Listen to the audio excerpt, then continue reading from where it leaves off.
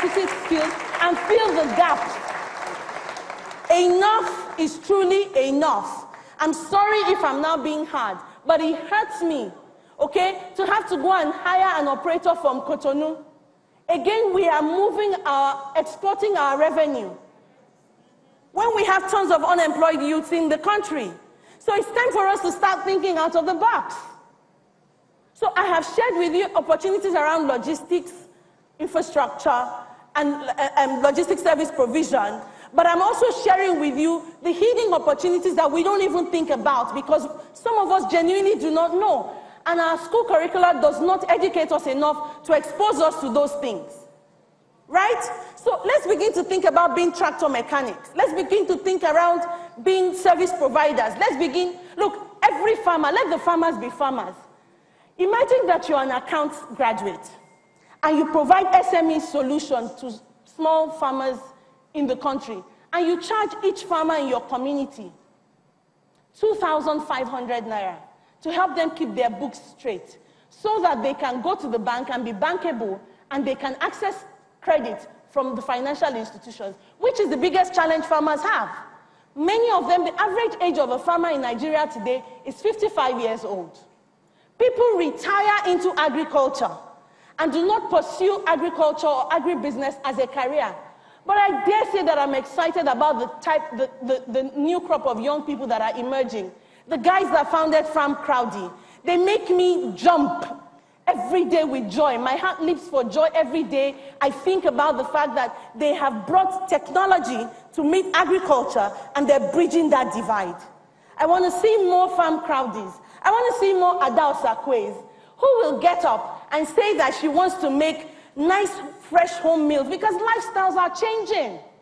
People are now become a lot more aware about their health needs. So we have a lot of juice bars popping up. But guess what? It's not sufficient to just make juices. You need to take it one notch higher because in Nigeria, the whole world is talking about the 4th industrial revolution. We haven't even crossed the 2nd industrial revolution.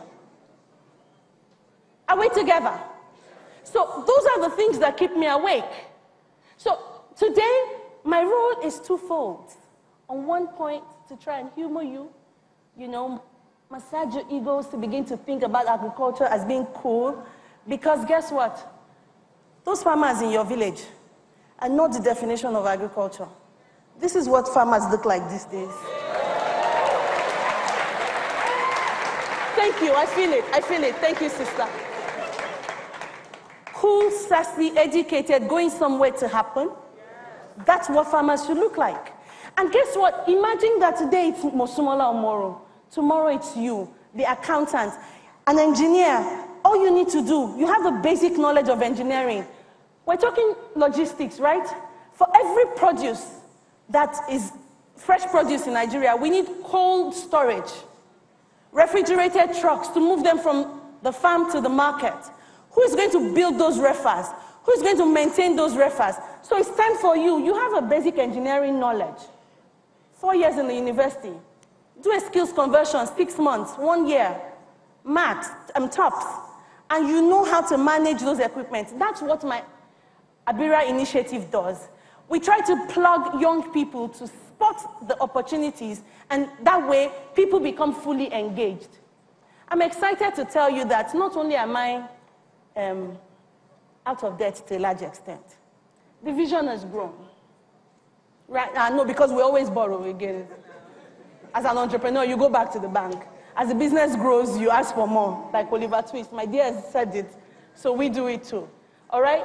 But having said that, I think that it's time for us to wake up as Africans, and as Nigerians especially, and seize the opportunities in the sector.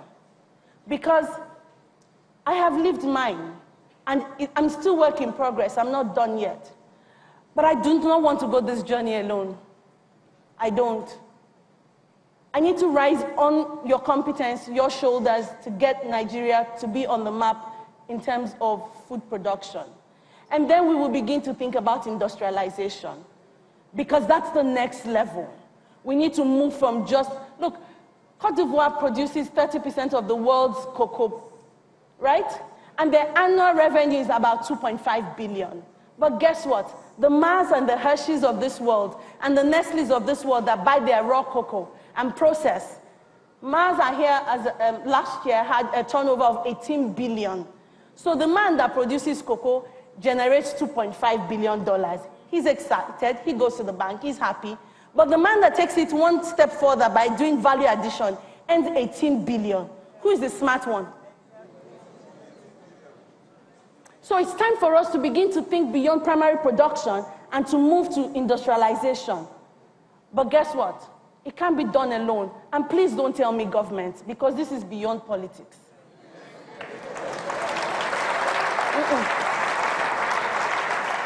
I don't want to hear that song. Government's role, they have no business doing business. It's about time we begin to tell ourselves some home truth. Government should create an enabling environment and provide policies that will ensure that your business and my businesses thrive. And we should stop soliciting and stop hand twisting. Look, people talk about corruption, and I say there's no corrupt leader if there are no corrupt citizens. We fuel corruption directly or indirectly. His minister, our only seat and ticket in the cabinet. He's from my state, my local government. So all of us, when we see him in church, he used to sit behind before. But when he comes to church now, you collect his bag, you want to carry it to the front. Corruption. Yes, let's bring it home. Corruption. He was okay. He's fine. He's a political office holder. Don't tell him about your children's school fees. It's not his business. Your children are your children. Work hard to pay their school fees. Because when the pressure rises, they will steal from us. And then we begin to make noise on social media. Young people, please be careful. Everything, as I leave this podium, everything we do in life is a seed. Be mindful of the seeds you're sowing. I have shared my journey. I have honored my father today publicly because he means everything to me. Daddy, I may not have been the greatest daughter, but trust me, I treasure you. How many of us still treasure our parents? When they are dead, we will now do one big party. Honor the people who are around you now. Let's go back to the true religion, which is our values, where one child is born, but the city raises that child. And don't tell me, go and have your own if I scold your daughter or your son. I will have my own when the time comes. All right? Let's build Nigeria together, because it's the only country I have. Some of you have dual, trial, quadruple citizenship. I carry only one passport. And for those who are interested in helping me keep my Nigeria alive, so that I can have children that will have a place to call home, please stand up and let's go on this journey together. Thank you very much.